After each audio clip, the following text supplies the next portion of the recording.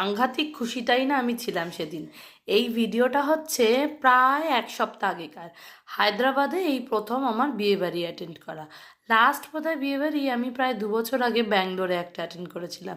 মানে হায় রে আমার দুঃখের কপাল, বিয়ের পর থেকে প্রত্যেকটা মেয়ের শখ থাকে যে বিয়েবাড়িতে বিয়ের সেই পুরনো পুরোনো দিনের ট্র্যাডিশনাল শাড়িগুলো, তারপর বিয়ের বেনারসি, এগুলো সব রিপিট করে সমস্ত গয়না দিয়ে সেজে গুজে একসাথে যাওয়া। কিন্তু কপালে না থাকলে যাওয়া হয়। কিন্তু যাই হোক, যা পাচ্ছি তাকেই একদম সাধুবাদ জানিয়ে ভগবানকে ধন্যবাদ দিয়ে আমাকে এগিয়ে যেতে হবে।